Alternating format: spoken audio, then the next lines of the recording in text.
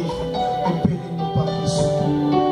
Oigne ta parole, que ton peuple saisisse ta pensée, au-delà des paroles humaines, que l'homme disparaisse, afin que toi seul tu sois vu, et que la grâce soit croissante en ce monde.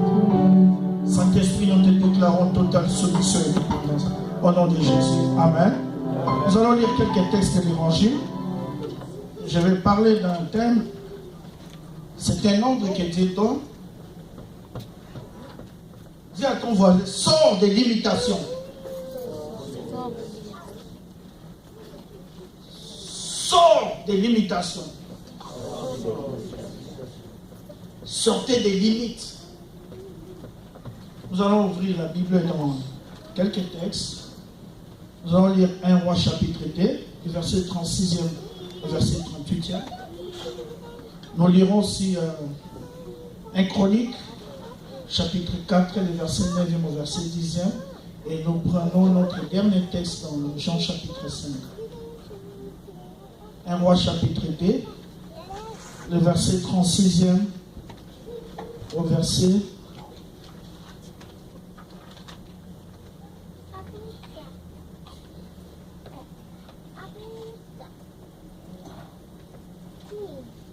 Nous allons lire verset 36e. Puis le roi envoya appeler Shimei et lui dit: bâtis-toi une maison à Jérusalem, et demeure-y, il n'en sort point pour aller de côté ou d'autre. Car sache bien qu'au jour où tu en sortiras et passeras les torrents de Cédron, tu mourras sans rémission. Ton sang sera sur ta tête. On continue le verset 38e. Et nous prendrons même le verset, jusqu'au verset 40e. Shimei répondit au roi: cette parole est bonne, ton serviteur fera tout ce qu'a dit le roi, mon Seigneur. Ainsi Shimei demeura un certain temps à Jérusalem. Mais il arriva qu'au bout de 3 ans, des serviteurs de Shimei s'enfuirent vers Akish, fils de Maak, roi de Gath. On les rapporta à Shimei en disant: voici tes serviteurs sont à Gath. Et Shimei s'éleva et sella son âne et s'en alla à Gath vers Akish pour chercher ses serviteurs. Shimei s'en alla donc et ramena de Gath ses serviteurs. Verset 41, verset 42e, c'est là pour comprendre la pensée. Or, on rapporta à Salomon que Shimei était allé de Jérusalem à Gath et qu'il était de retour. Et le roi envoya appeler Shimei et lui dit: ne t'ai-je pas fait jurer par l'Éternel? Ne t'avais-je pas protesté en disant: sache bien qu'au jour où tu sortiras, où tu iras de côté ou d'autre, tu mourras sans rémission. Et ne me répondis-tu pas: cette parole est bonne, j'ai entendu. Nous prenons 1 Chronique 4, le texte de Jaébeth que nous connaissons tous. 1 Chronique 4.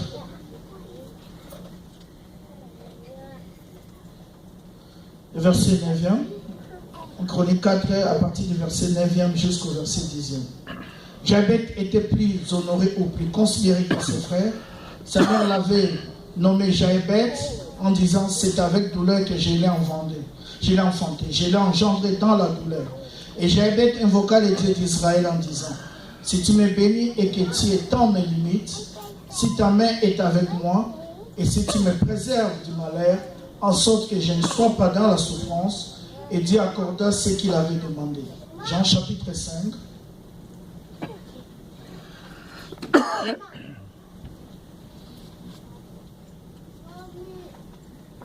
Jean chapitre 5, du premier verset au 10e verset.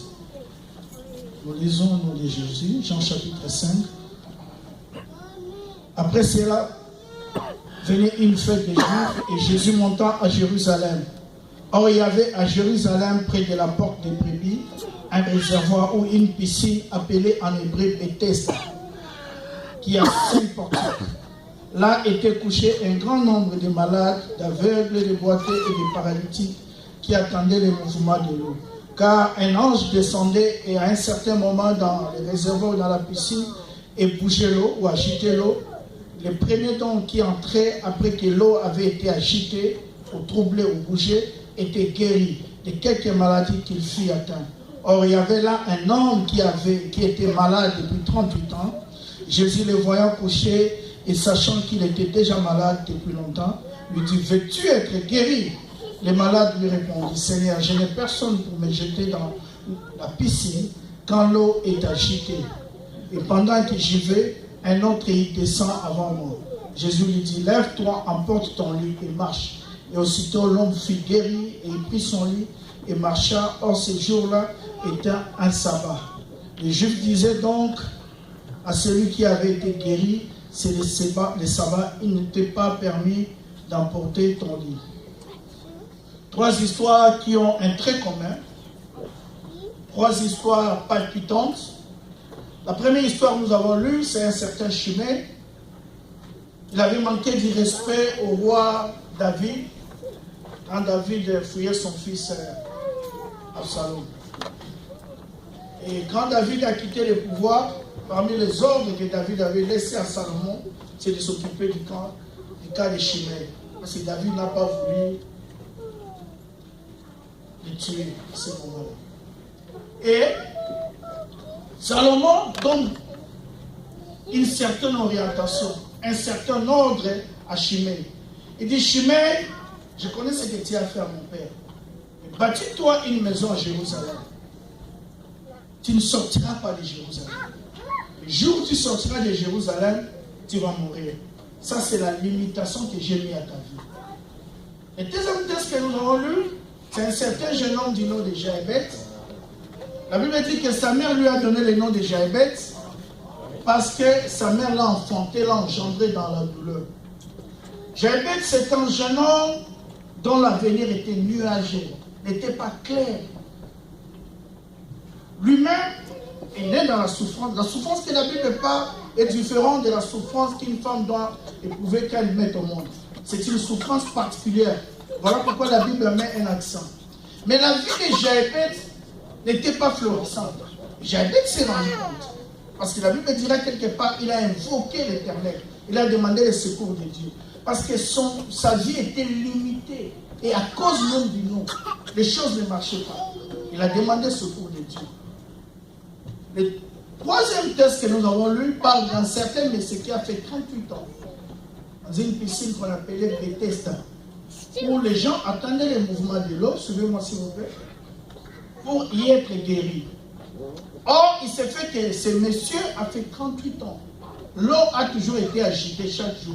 Pendant 38 ans, il était sur une même place. Il ne bougeait pas.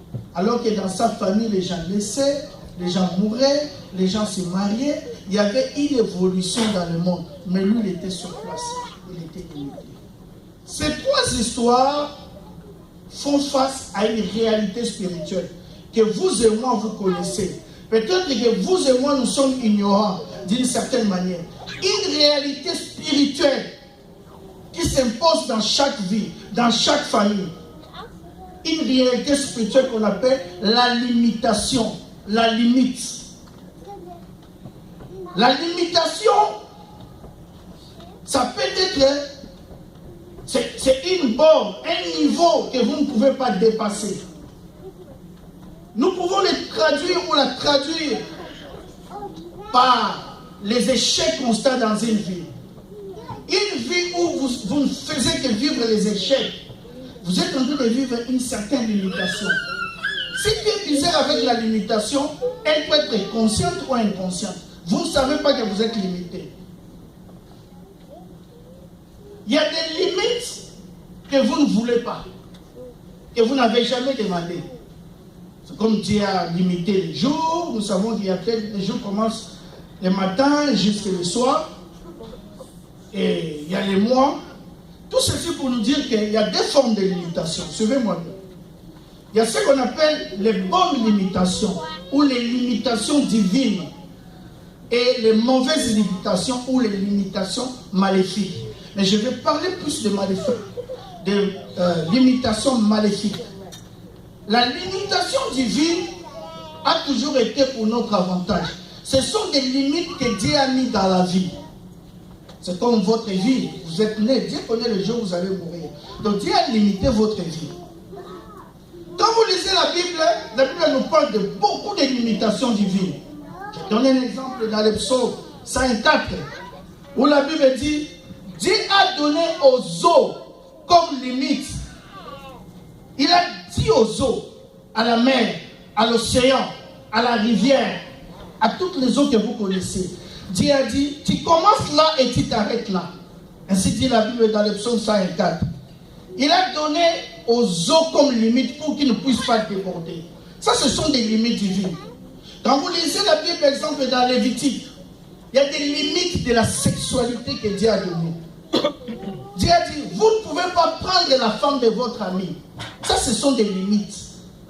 Vous ne pouvez pas prendre le mari de votre ami. Ce sont des limites. Vous n'êtes pas marié, vous ne pouvez pas connaître la sexualité. Ça, ce sont des limitations. Et toutes ces limitations, c'est toujours pour notre avantage. Vous ne pouvez pas connaître la nudité de votre cousin ou cousine. Si vous avez fait ça, vous devez vous repentir. Si vous êtes tombé dans l'inceste, ce n'est pas bon, vous devez vous repentir.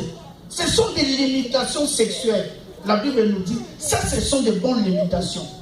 Vous avez des textes, exemple, David s'est retrouvé devant Saül. Saül qui voulait tuer David. Mais David n'a pas voulu porter la main sur Saül. Il dit, qui toucherait le roi de Dieu et sans être puni par Dieu? Il sait que quand même il a été loin, mais il est limité. Vous le savez aussi, que votre liberté se limite là où la liberté de l'autre commence. J'ai des droits sur ma vie, mais je n'ai pas les droits sur la vie des autres. Donc il y a de bonnes limitations, c'est pour notre évolution. Ce sont des limitations divines. Ce sont des limitations bonnes. Mais il y a aussi de mauvaises limitations. Des limitations maléfiques. J'ai parlé avec un jeune homme qui est à Montréal. Il dit, pasteur, depuis que je suis au Canada, je fais beaucoup d'argent, mais je fais toujours un rêve. Je voyage en Afrique, mais quand j'arrive en Afrique, je n'ai pas le billet de retourner au Canada. Alors que j'ai pris l'avion, les mêmes rêves. Je lui ai dit, votre vie est limitée, vous êtes contrôlé là-bas. Vous ne pourrez jamais évoluer. Les décisions importantes de vos vies sont prises en Afrique, alors que vous êtes... Il m'a dit, oui, effectivement, je ne sais pas évoluer. Et là, c'est une limitation spirituelle. Il a eu la grâce. Dieu lui a montré ça en songe. Combien de gens sont limités? Ils croient que ce sont des situations normales, alors que ce sont des situations anormales. Le diable a pris place dans une vie. La limitation maléfique peut vous empêcher d'atteindre les objectifs de Dieu dans votre vie. Vous avez une bonne étoile. L'étoile ne va pas briller parce que vous êtes limité. J'ai connu des gens qui chantent bien pour Dieu. J'ai connu des gens qui ont des talents. Je lui dis, mais pourquoi tu ne fais plus ça? Je ne sais pas. Une négligence des talents. Les gens croient que ça c'est normal. Une limitation.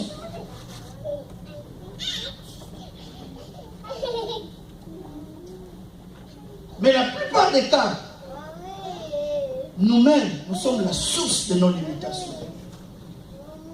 Nous-mêmes, nous sommes la source de nos problèmes. Regardez l'histoire de ce jeune homme, de ce monsieur. La Bible dit qu'il a fait 38 ans, suivez-moi, dans la piscine de Bethesda. J'ai beaucoup réfléchi sur ce monsieur. Il a fait 38 ans. Quand on parle de la piscine de Bethesda, ici dans Jean 5, les gens ont toujours eu en tête une grande piscine. Non. Moi, vous qui avez visité Israël, avez-vous visité là où se trouvait la piscine de Bethesda? On vous dit c'est comment?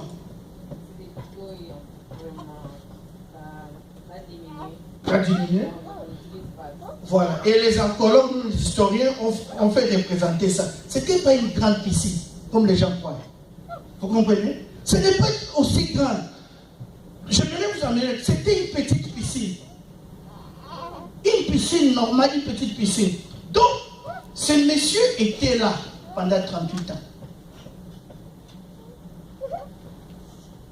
Il était souffrant pendant 38 ans. Il attendait seulement l'air que quelqu'un vienne le pousser. Je me suis dit, si ce monsieur pouvait même bouger Un jour à combien? 361, une année à 365 jours.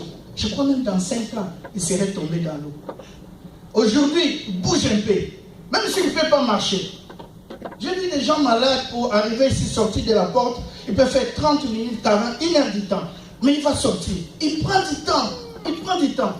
Donc ce monsieur, étant malade, pouvait quand même mouver un peu, bouger un peu. Aujourd'hui, il bouge un peu, même 2 centimètres. Même ne fût qu'un centimètre par jour. Je crois même à la 10e année, à la 20e année, il serait tombé dans l'eau. Mais il avait un problème. Son problème était là, dans sa tête. Il était limité. Il faut le secours extérieur. C'est ça le problème de plusieurs personnes. Ils sont la source de leur limitation parce que c'est au niveau des pensées. Ils sont limités. Il y a des gens qui n'évolueront jamais dans leur vie. Parce qu'ils sont limités là. Vous prenez une chèvre, vous l'attachez et vous la délivrez un peu. Vous la laissez là. Si vous la dites pas partir, la chèvre peut rester là. Vous savez pourquoi? Parce qu'elle croit toujours qu'elle est liée. Pendant 38 ans, rester sur une même place, qui est souffrant.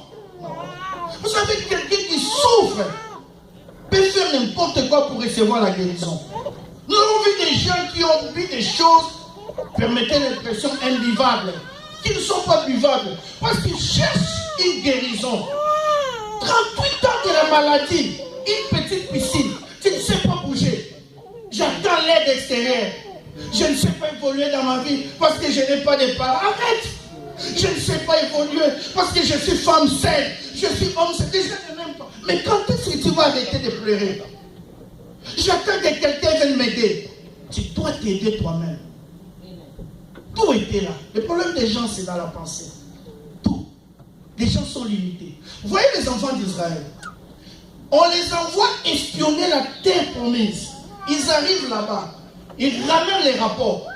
Ils disent à Moïse, oui, nous avons visité. C'est une bonne terre où coule le lait et le miel. C'est vrai, comme tu as dit. Mais seulement Moïse, il y a un problème. Moïse dit, quel est le problème? Il dit, non, nous avons trouvé les Anakim, les fils d'Anak, les géants. Et Moïse dit, c'est quoi? Nous, à leurs yeux, nous avons paru comme des sauterelles. Ah bon? Alors que Dieu n'a jamais dit qu'un homme est une sauterelle. Alors que le Dieu qui vous a donné la promesse n'a jamais dit que vous êtes des sauterelles. Et même dans leur tête.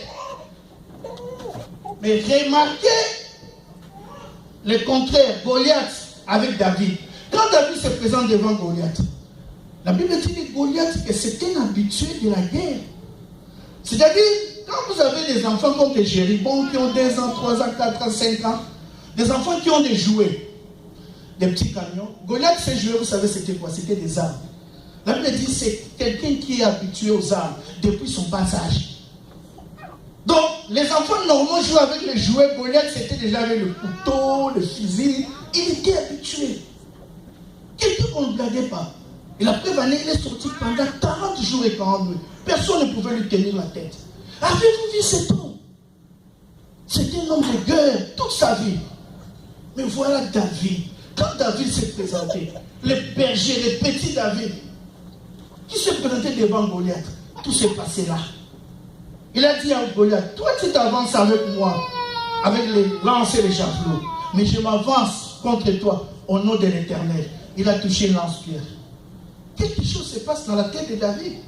Donc pour David, il ne voit pas les géants, il ne voit pas les postaux, il ne voit pas les guerriers. David est en train de voir un oiseau. Parce que la lance-pierre, c'est pour tuer les oiseaux. Toi, tu viens te battre avec un géant avec une lance-pierre. Donc c'est-à-dire qu'il est considéré comme un... Et Dieu a traité David comme cela. Ainsi, Dieu a traité les enfants d'Israël comme des sauterelles. Dieu leur a dit, quand vous avez dit ça, c'est sorti de votre bouche. Je vais vous traiter en fonction de cela. Et votre pensée, vous n'entrerez plus à la terre promise. Cette génération. Pourquoi? Parce que même les sauterelles a dit qu'ils ne durent pas longtemps, n'est-ce pas? Ils ont quelques mois. Elles-mêmes ont limité leur vie. Alors pourquoi traiter Dieu? Pourquoi dire Dieu m'a déçu? Toi-même, ta manière de penser. Il a fait 38 ans. Une petite piscine.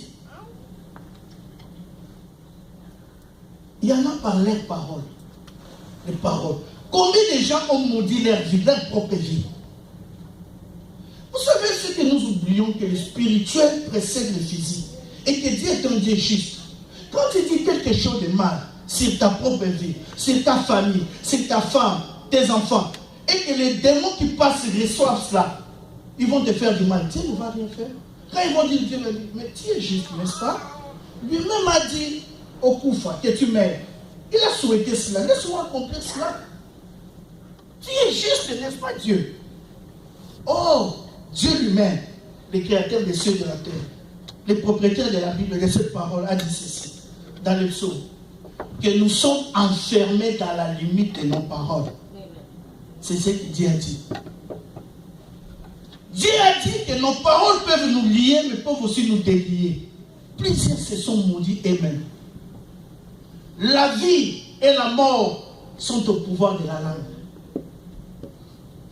J'ai parlé avec le vendredi, nous avons eu un beau culte à Séville.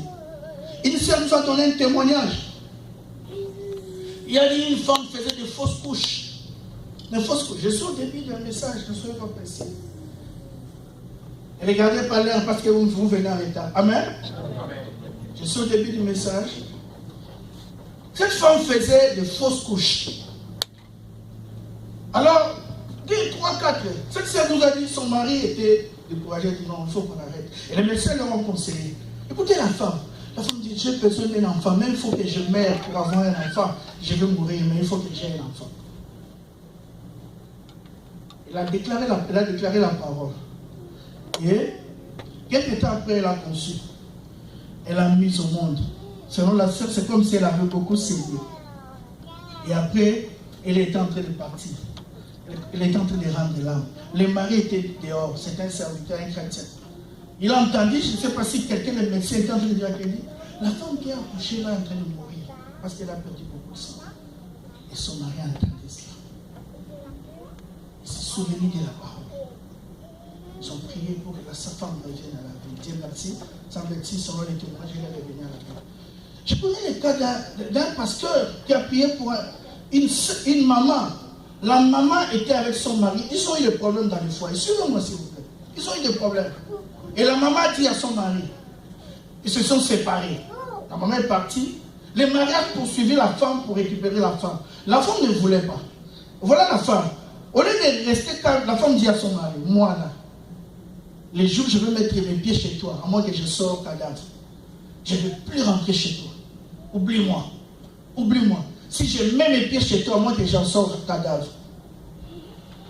Elle a oublié qu'il y avait encore une petite graine de l'amour dans le cœur. L'homme a changé de stratégie, a offert des cadeaux, des voitures, jusqu'à ce que la femme a reculé le cœur. Il a reculé le cœur. Et la femme a accepté chez lui, oubliant qu'elle avait maudit sa vie.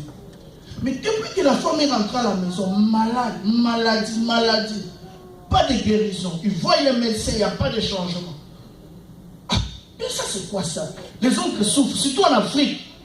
Quand vous avez la calvitie, vous avez la barbe blanche. Et si vous n'avez pas l'argent, sorcier. Si vous avez beaucoup d'argent, vous avez un peu étudié, même si vous avez la barbe chaude. Non, il n'est pas sorcier, il est occultiste. Alors que ce ne sont que des synonymes. Surtout les oncles souffrent. L'oncle innocent. Non, comment ça dit? Ça c'est l'oncle. Et ce jour-là, il était venu, on ne lui a pas donné les transports. C'est à cause de la boisson qu'on ne lui a pas offert. Il a donné la maladie à sa nièce. Alors le patient est entré en jeûne et prière. Et Saint-Esprit lui a dit, va demander à cette femme, qu'est-ce qu'elle a eu à dire sur sa propre vie. Le patient a entendu cette orientation, comme une petite parole. La maman malade. Elle est rentrée, elle a vu la maman. Elle lui dit, maman, nous ne savons pas la cause de ta maladie. Les médecins ne trouvent pas de maladie. On sent que la santé est en train de partir. Dites-nous un peu. C'est quand tu étais en problème, en dispute avec ton mari. S'il y avait l'habitude de dire de mauvaises paroles sur ta vie. Vous savez, Dieu est bon. Hein? La maman ne se souvient pas. Après, elle t'a dit, parce que je crois, vous savez, quand mon mari me suivait là pour rentrer à la maison, j'avais dit ceci, je ne vais jamais rentrer, à moins que je sorte de ta maison cadavre. Et cette histoire dit, c'est ça la phrase. Allez, annule cette phrase dans le spirituel. Ils ont annulé la phrase. Là où les médecins n'ont pas pu, c'est que les médicaments n'ont pas fait. Une simple déclaration d'annulation à l'égard de la santé. Donc vous voyez, c'est tellement important. Écoutez ce que la Bible dit.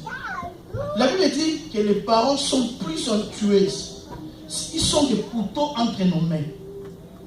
Les paroles. C'est la Bible qui le dit.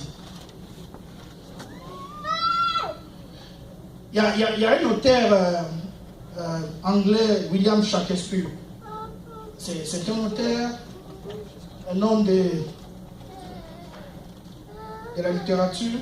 Il a dit une parole très importante. Il a dit, les poignards que nous n'avons pas entre nos mains, nous les avons sur nos bouches.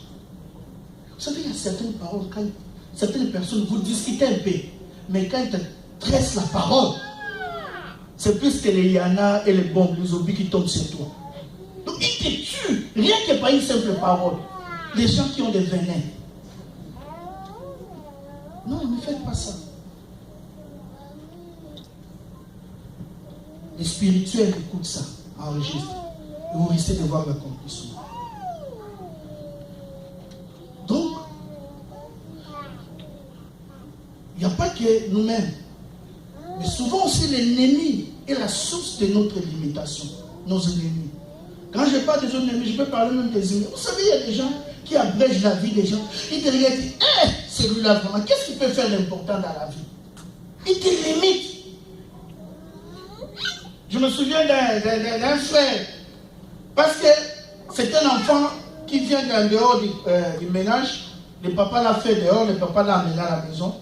La marâtre, la femme de son père lui dit, toi là, tu seras le domestique de mes enfants. Tu vas souffrir dans ta vie.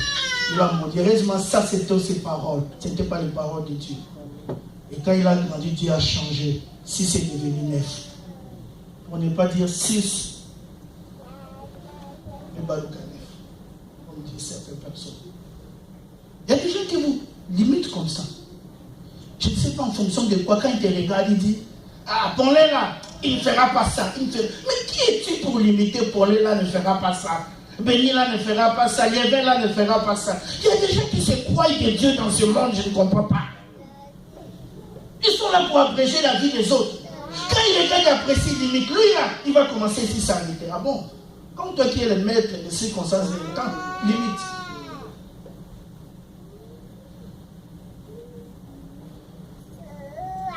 Mais les circonstances aussi peuvent limiter.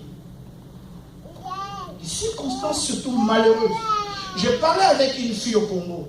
Elle n'avait pas encore 15 ans. Elle a dit, j'ai arrêté mes études trop tôt parce que mon père était mort. Elle est limitée. Elle dit, je voulais aller loin.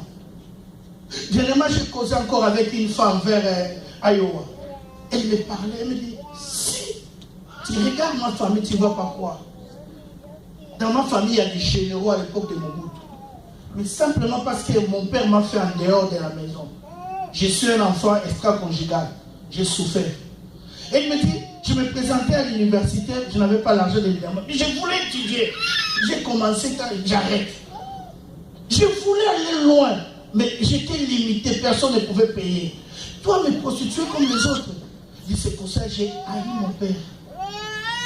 Il m'a dit, mais pasteur, il est en France, on s'est réconciliés.